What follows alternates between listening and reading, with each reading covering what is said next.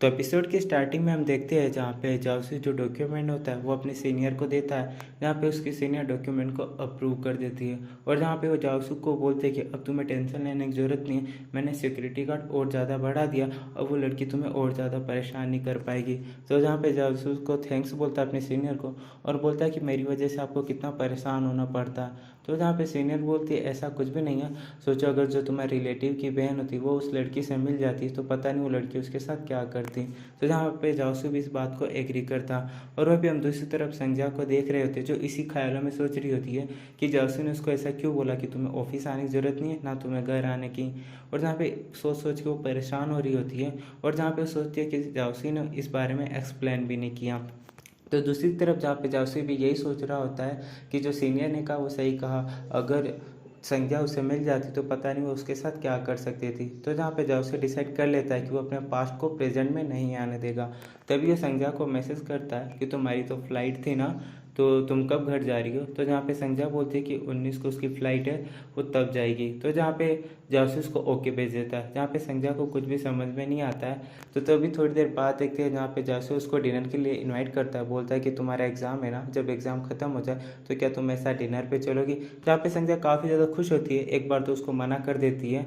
तो जहाँ पे जासूस को लगता है कि ठीक है शायद वो एग्ज़ाम के बाद अपने फ्रेंडों के साथ एंजॉय करेगी, तो इसलिए वो कह देता है ठीक है तुम अपने फ्रेंडों के साथ जाना, पार्टी करना और एंजॉय करना और अपना ध्यान रखना। तो जहाँ पे संध्या को लग रहा था कि जासूस उसको मनाएगा, पर ऐसा कुछ भी नहीं होता और वो काफ़ी ज़्यादा फिर से अपसेट हो जाती है। वहीं पे हम दूसरी तरफ उसकी फ्रेंड लिंगमिंग को देखते हैं, जहाँ पे वो काफ़ी ज़्यादा परेशान हो चुकी थी, उसको पढ़ाई में बिल्कुल भी मन नहीं लग रहा था, वो जितना भी कोशिश करे पढ़ने का पर वो पढ़ नहीं पा रही होती है। जहाँ पे वो अपने बीएफ को भी बोलती है अक्सर तो वो मुझे कॉल करता है, लेकिन देखो उसने मुझे एक भी बार कॉल तक नहीं किया और वो पढ़ाई नहीं करना चाहती थी। जहाँ पे उसकी फ्रेंड्स अभी पढ़ाई कर रहे थे तभी उसके बीएफ का कॉल आता है, जहाँ पे बीएफ उसको मनाता है और वो एक जगह बुलाता है। तो जहाँ पे काफ़ी ज़्यादा खुश होती है और बोलती है कि मैं आ रही हूँ, जहाँ पे अपने सभी फ्रेंड को बाय बोलती है और बोलती है कि मुझे जाना होगा। तो जहाँ पे सभी उसकी फ्रेंड बोलते हैं हाँ हमें पता है। तो जहाँ पे संध्या उसको बोलती है कि तुम अपना ध्यान रखना और ध्यान से जाना।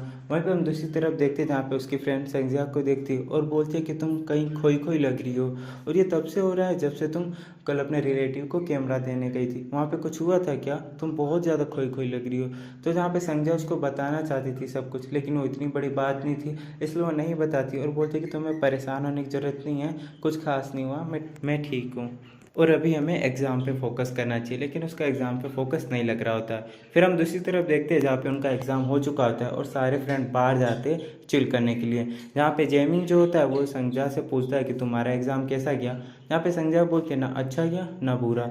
जहाँ पे जेमिंग उसको बोलता है कि तुम तो घर जाने वाली हो ना, तो क्या मैं तुम्हें एयरपोर्ट ड्रॉप कर सकता हूँ। जहाँ पे संध्या उसको मना कर देती है और बोलती है कि इसकी कोई ज़रूरत नहीं है, मैं चली जाऊँगी। तो जहाँ पे संध्या ड्रिंक करती है तो उसके फ्रेंड बोलते हैं क्या तुम पी तो पाओगी ना।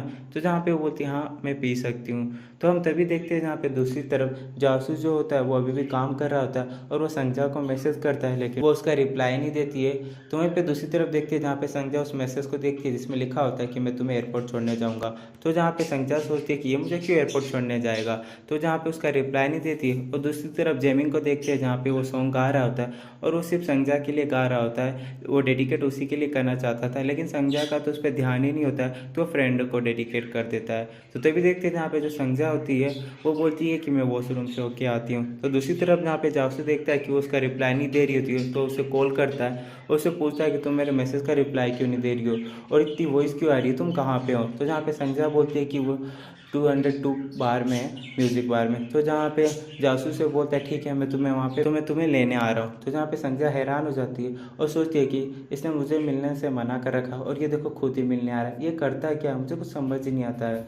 तो यहीं पे गाइस हमारा एपिसोड खत्म होता है। आई होप गाइस आपको वीडियो पसंद आई तो वीडियो को लाइक कर देना, अगर अभी तक आपने हमारा चैनल सब्सक्राइब नहीं किया तो कर दो। आज के लिए इतना ही, नेक्स्ट वीडियो को वेट करो, बाय बाय।